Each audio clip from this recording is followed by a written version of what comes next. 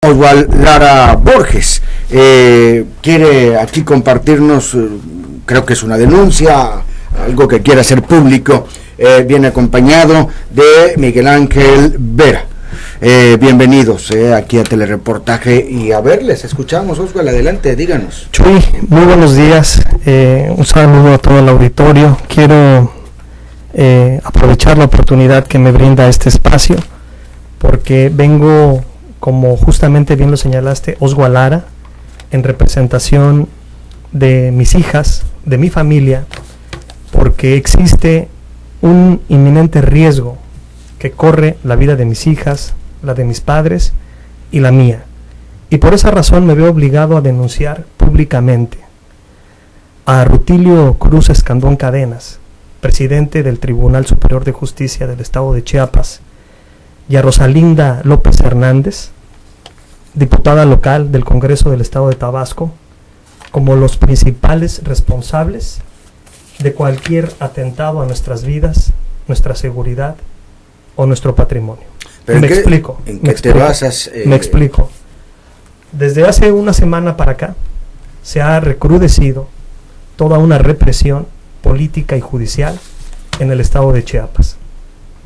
Y desde hace una semana para acá hemos sido objeto de amenazas, pero lo que ya es inadmisible, intolerable, es que el viernes pasado hubo una acción dirigida de manera específica en contra de mis padres, que tenía como finalidad una emboscada que no se logró gracias al patrullaje de personal del ejército mexicano.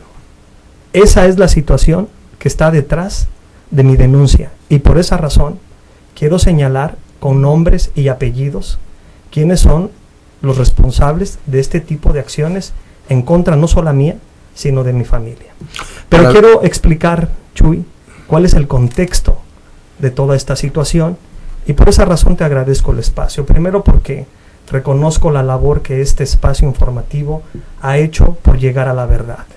Y segundo, porque justamente el 24 de junio, cuando yo estuve aquí en una entrevista, fue Rosalinda López Hernández la quien llamó a este programa para amenazarme, para insultarme y para utilizar política y mediáticamente un tema delicado, que es el tema de mis hijas. Y yo quiero explicar cómo hemos pasado en este tema tan delicado de un favor político a una representación judicial y política por parte de Rutilio Escandón Cadenas y de Rosalinda López Hernández.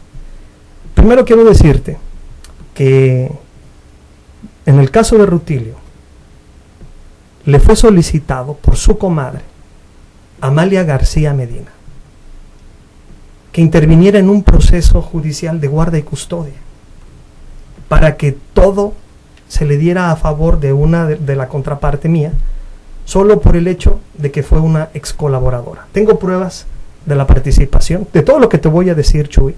Quiero decirle a todo el auditorio que tengo pruebas que demuestran lo que estoy planteando.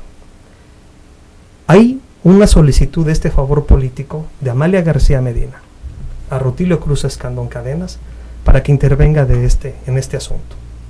La reacción de Rutilio en este asunto de guarda y custodia, que tiene que ver con dos niñas pequeñas, es enderezar todo el aparato judicial del estado de Chiapas en mi contra.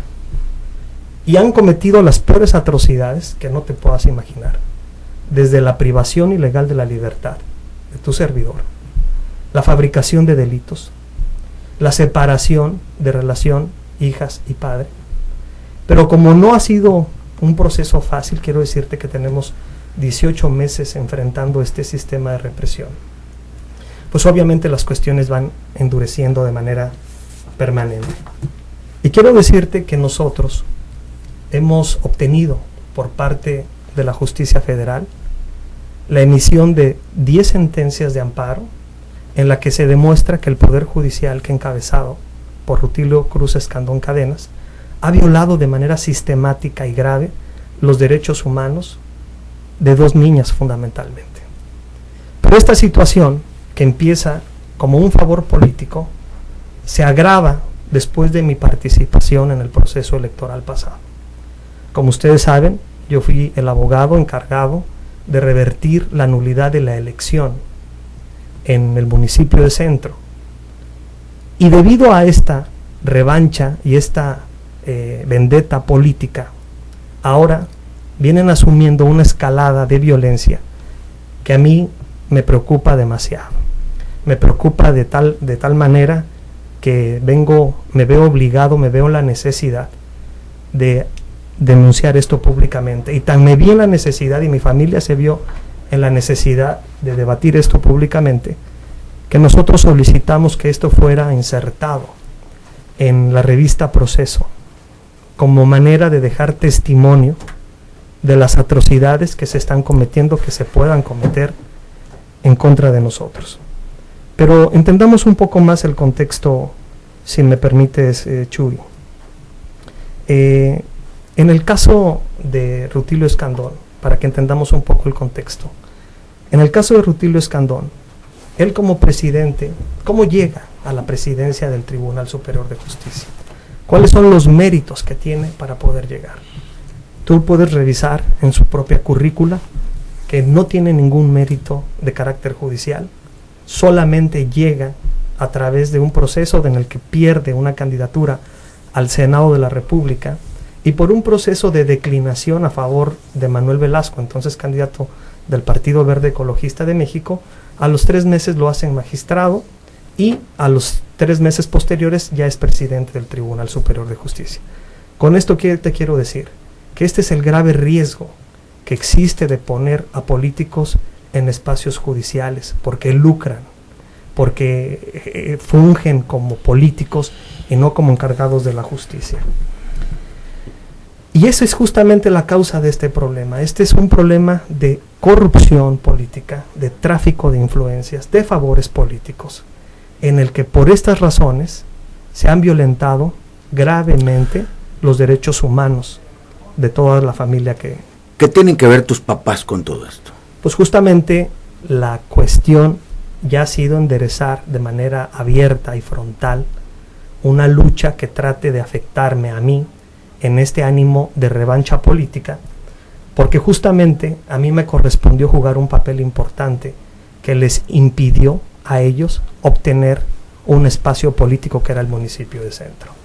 Y en este marco se ha recrudecido la agresión, se ha recrudecido la represión y se ha recrudecido todas las violaciones graves a derechos humanos. ¿Cómo puedes probar todo esto que expones? Bueno, yo te vengo señalando que tengo aquí las pruebas. Si me muestra un expediente voluminoso. Claro, el expediente voluminoso consta de sentencias dictadas por el Poder Judicial de la Federación, en el que van indicando cómo este Tribunal Superior de Justicia del Estado de Chiapas viola de manera sistemática y de manera grave los derechos humanos. Incluso déjame explicar. Pero mencionas tú de amenazas y de atentado.